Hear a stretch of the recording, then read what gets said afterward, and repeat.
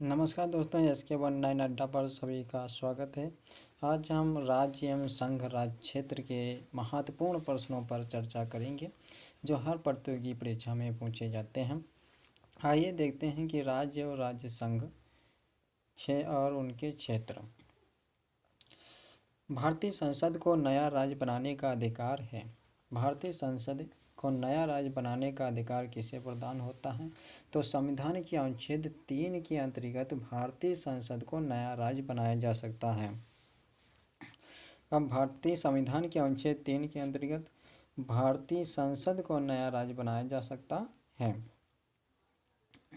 अगला है, नए राज्य के गठन की शक्ति निहित है। नए राज्य की गठन की शक्ति निहित है किसमें? संसद में। नया राज्य कौन बना सकता है? संसद बना सकता है। नया राज्य का गठन किया जा सकता है। कौन करता है? संसद के द्वारा किया जाता है। भारत के संविधान के अंतर्गत राज्यों की सीमाओं को परिवर्तित करने की शक्ति प्राप्त है।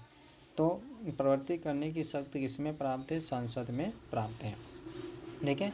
जो भारत के संविधान है और भारत के संविधान के अंतर्गत जो राज्यों की जो सीमाएं होती हैं, उन सीमाओं को परिवर्तन करने के लिए, अदल बदल करने के लिए जो उसमें परिवर्तन करता है, उसे परिवर्तन करने की शक्ति सिर्फ संसद को प्राप्त होती है। किसको? संसद को प्राप्त होती है। ठीक है, ओके। अगला है, एक राज्य को संघ में सम्मिलित करने अथवा नए राज्यों की स्थापना करने की कार्यपालिक शक्ति प्राप्त होती है। संसद को प्राप्त होती है। किसमें? संसद को प्राप्त होती है। तो एक राज्य को संघ में सम्मिलित करने अथवा नए राज्यों की स्थापना करने की कार्यप्रणाली की शक्ति जो प्राप्त होती है वो संसद को प्राप्त होती है। इतना ध्यान करना बच्चों। संविधान के प्रथम अनुच्छेद के अनुसार भारत है। संविधान के अनुसार प्रथम अनुच्छेद के अनुसार क्या है? भारत है जो राज्यों का यूनियन संघ कहलाता है। जो राज्यों का यूनियन संघ कहलाता है। ठीक है। नए राज्यों के निर्माण के बारे में सही है। तो नए राज्यों का निर्माण कौन कर सकता है? संसद विधि द्वारा एक नए राज्य का निर्माण कर सकती है।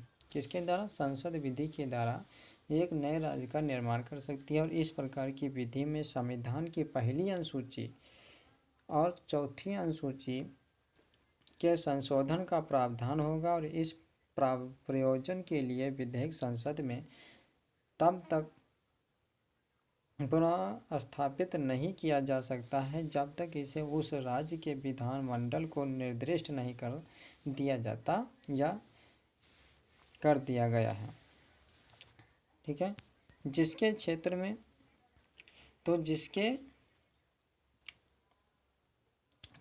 में सीमाओं तथा नाम पर इसका प्रभाव पड़ता है। जिसके क्षेत्र में सीमाओं, उनकी जो क्या सीमाएं हैं, उनके क्या कितने नए राज्य हैं, इन पर उनका प्रभाव पड़ता है। ठीक है। अगला, भारत में एक नया राष्ट्र सर्जित करने वाले विधेयक को पारित होना अनिवार्य है। संसद में साधारण बहुमत द्वारा। किसके द्वारा? संसद में साधारण बहुमत द्वारा जो विधेयक पारित करता है। ठीक है, विधेयक पारित करता है। भारत में संघ राज्यों का प्रशासन होता है। भारत में संघ और राज्यों का प्रशासन होता है किसमें? राष्ट्रपति के द्वारा। भारत में संघ राज्यों का प्रशासन होता है राष्ट्रपति के द्वारा। भारत संघ नहीं है। एक कथन है भारत संघ नहीं है, कारण है और किसी भी राज्य का क्षेत्र सीमा नाम उसकी सहमति के बिना भी परिवर्तित करने की शक्ति संघीय संसद को प्राप्त है। तो संघीय संसद को प्राप्त है। तो ये क्या है? गलत है, क्योंकि भारत संघ नहीं, क्योंकि भारत संघ है। भारत में क्या है? संघात्मक शासन प्रणाली। तो भारत में क्या है? संघ शासन है। तो एक गलत है, तो यहाँ पर नहीं लगा दिया तो एक गलत है। तो किंतु आर सही है। किसी भी राज्य का क्षेत्र सीमा नाम उसकी सहमति के बिना भी परिवर्तन करने की शक्ति अब संघीय संसद को प्राप्त होता है। यह सही है। तो इसमें क्या है, तो नए राज्यों के निर्माण के लिए संवैधानिक उपबंध है। तो नए राज्यों के निर्माण के लिए संवैधानिक उपबंध है, किसी राज्य का क्षेत्र बढ़ाकर किसी राज्य का क्षेत्र घटाकर, किसी राज्य का क्षेत्र बढ़ाकर किसी राज्य का क्षेत्र घटाकर किसी राज्य का नाम परिवर्तन कर दिया जाता है, यह सही कथन है। ठीक है। संविधान में यूनियन ऑफ स्टेट्स शब्द प्रयुक्त हुआ है। संविधान में यूनियन ऑफ स्टेट्स शब्द प्रयुक्त हुआ है किसमें, क्योंकि भारतीय राज्यों को अलग होने का अधिकार नहीं है।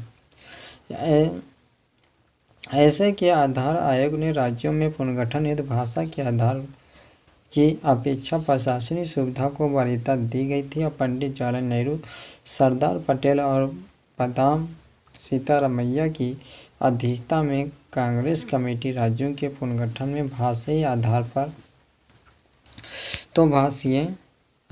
पर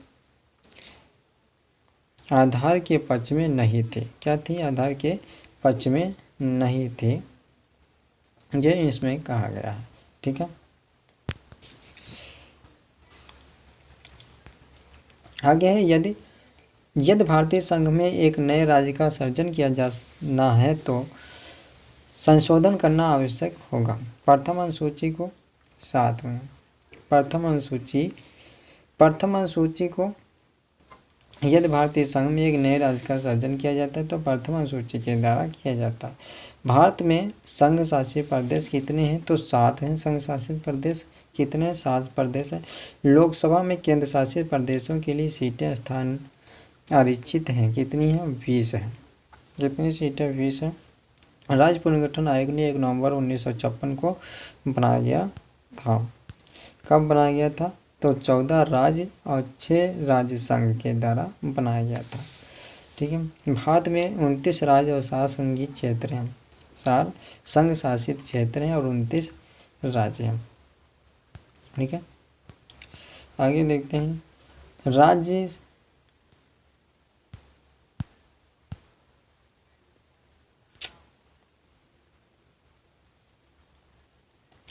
संघ राज्य क्षेत्र अंडमान निकोबार द्वीप समूह, दमन और दीव तथा पुडुचेरी के अंतर्गत किया जाता है। ठीक है। आज इतना ही।